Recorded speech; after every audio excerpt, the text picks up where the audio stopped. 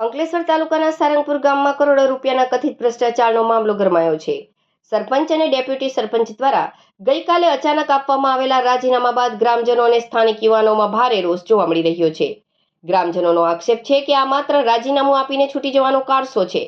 તંત્ર માત્ર રાજીનામા સ્વીકારીને સંતોષ ન માને, પરંતુ ભ્રષ્ટાચારના નાણાં પરત મેળવીને બંને વિરુદ્ધ કાયદેસરની ફોજદારી કાર્યવાહી કરે તેવી માંગ સાથે તાલુકા વિકાસ અધિકારીને પુરાવા સાથે લેખિત રજૂઆત કરવામાં આવી છે।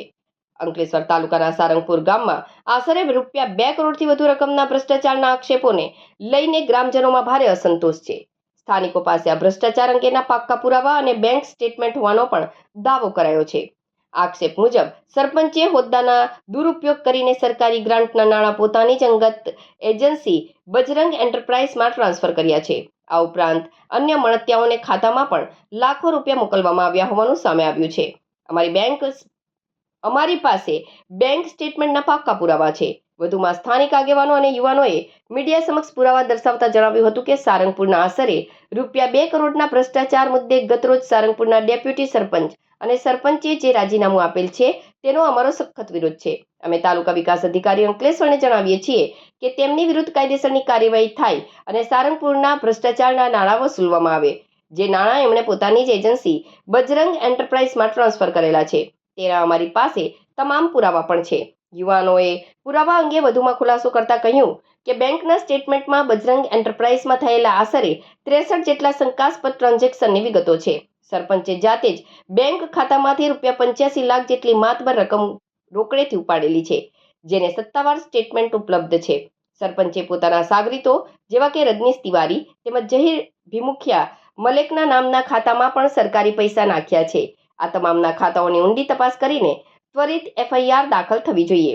સામાન્ય રીતે ભ્રષ્ટાચારના આક્ષેપો બાદ હોદ્દેદારોએ રાજીનામું આપીને મામલો થાળે પાડવાનો પ્રયાસ કરતા હોય છે, પરંતુ સારંગપુરના ગ્રામજનો આરપાર મૂળમાં છે। હવે જોવાનું એ રહેશે કે સમગ્ર મામલે રજૂ કરાયેલા બેંક સ્ટેટમેન્ટ સહિતના સજ્જડ પુરાવાઓ બાદ તાલુકા વિકાસ અધિકારી અને જિલ્લા પ્રશાસન આ કથિત મહાકૌભાંડ અંગે કેવા પ્રકારના કડક પગલાં ભરે છે અને પોલીસ ફરિયાદ ક્યારે નોંધાઈ છે।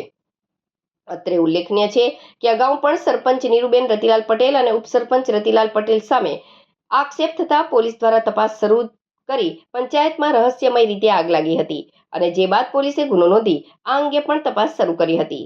હવે પુનઃ ગાડીઓ કસતા સરપંચ અને ડેપ્યુટી સરપંચ દ્વારા રાજીનામું ધરી દેતા આ મામલો વધુ ચર્ચાનો વિષય બન્યો છે। હું સારંગપુરનો રહેવાસી અક્ષયકુમાર રાજેશભાઈ પટેલ। મેં સારંગપુર ગામમાં આરટી હેઠળની માહિતી જે માંગેલી હતી એમાં જે અગાઉ ચોરીનો બનાવ એટલે ચોરીનો સુનિયોજિત ષડયંત્ર ડેપ્યુટી સરપંચ દ્વારા જે કરવામાં આવ્યું હતું રતિલાલ ધનજી પટેલ દ્વારા, એ આજે ઉજાગર થયું છે। એમાં અમે સારંગપુર ગામના બેંક સ્ટેટમેન્ટના તમામ પુરાવા લઈ આવેલા છે।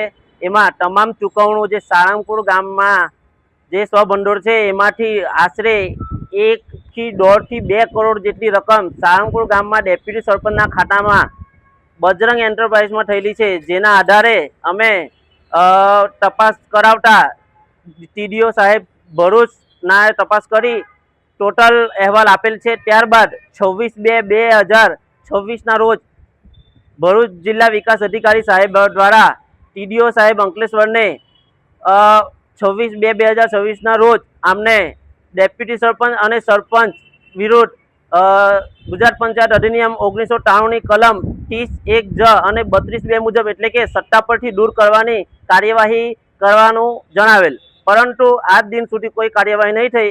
પરંતુ ગત રોજ તારીખ 9/6/2026ના રોજ સુનાવણી રાખેલ હતી, જેમાં અમને જાણવા મળેલ છે અને અમે TDOના સર્કલ સાહેબ જે અશ્વિનભાઈ છે એમણે અમને જણાવ્યું છે કે ડેપ્યુટી સરપંચ અને સરપંચ બંનેએ રાજીનામું આપી દીધેલ છે, પરંતુ આ રાજીનામું અમે કોઈ દ્વારા માનવામાં આવે છે અને TDO સાહેબને કહીએ છીએ કે આ રાજીનામું સ્વીકારવામાં નહીં આવે, કેમ કે સારંગપુરના જે સ્વભંડોળના 1.5 થી 2 કરોડની રકમ છે એ વસૂલ કરવામાં આવે, એમના પર FIR કરવામાં આવે અને તમામ નાણાંની રિકવરી કરવામાં આવે એવી અમારી તમામ સારંગપુરના સભ્યો વતી, સારંગપુરના ગ્રામજનો વતી અમારી માંગ છે।